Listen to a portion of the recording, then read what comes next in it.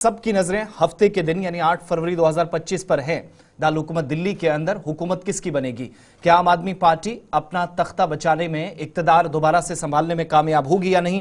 इस पर जिम्मेदारियां इस पर सबकी नजरें, और दूसरी तरफ इस पर भी कि क्या कांग्रेस या भारतीय जनता पार्टी वापसी करती दिखाई दे रही हैं।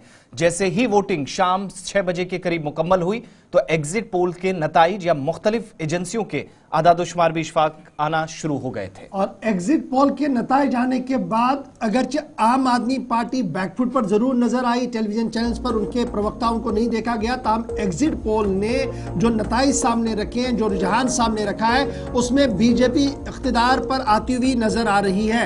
एग्जिट पोल में आम आदमी पार्टी को शिकस्त से दो चार होना पड़ रहा है और एग्जिट पोल ये बता रहा है कि बीजेपी एक अपर हैंड पर है, क्योंकि कमोबेश 58% के आसपास पोलिंग हुई है और बीजेपी और आप के दरमियान जो हंगामा था, जो लड़ाई थी, वो इंतहाई दिलचस्प मरहले में दाखिल हुई है तब जब लोगों ने अपने वोट का कास्ट कर दिया है। टर्नओवर जो है वो साल 2020 के मुकाबले में तकरीबन 5% कम ही रहा है और कुल मिलाकर 699 कैंडिडेट मैदान में थे। लेकिन 6 एग्जिट पोल ऐसे हैं जो बीजेपी की जीत का ऐलान कर रहे हैं और 2 एग्जिट पोल ऐसे हैं जो ये बता रहे हैं कि आम आदमी party despite the anti incumbency leadership problem, उसके बावजूद भी वो कमबैक दिल्ली के अंदर करेगी। यानी 8 एग्जिट पोलों को जब आप खंगालते हैं पोल ऑफ द पोल्स में तो पता लगता है सूरत हाल ये है कि 5 या 6 एग्जिट पोल ऐसे हैं जहां पर बीजेपी को नुमाया बरतरी दिखाई गई है।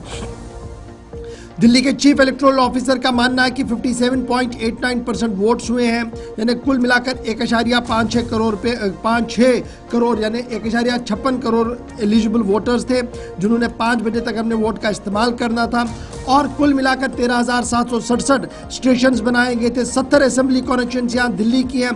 ताहम तमाम तर मामला जो है वो पुरअसन तरीके से इख्तिताम पजीर हुआ। सबकी नजरें अब 8 तारीख पर रहेंगी जब ईवीएम्स को खंगाला जाएगा, खोला जाएगा और काउंटिंग शुरू होगी तो पता लगेगा। जो एग्जिट पोल्स का दावा है कि बीजेपी बड़े सालों के बाद कमबैक कर रही है, क्या वाकई तौर पर वो कमबैक करेगी या एक बार फिर दिल्ली की अवाम की जो राय है उसको परखने में एग्जिट पोल नाकाम हुए। तो फिलहाल बड़ी खबर ये कि पोल ऑफ पोल्स ये बता रहे हैं कि कांग्रेस, बीजेपी, आप और अदर्स की कहानी ये होगी कि पीपल्स इनसाइड ये बता रहा है कि बीजेपी 40 से 44 के बीच में और आम आदमी पार्टी 25 से 29 के बीच में, यानी एग्जिट पोल यहाँ पर ये बता रहा है कि बीजेपी अपर हैंड पर है।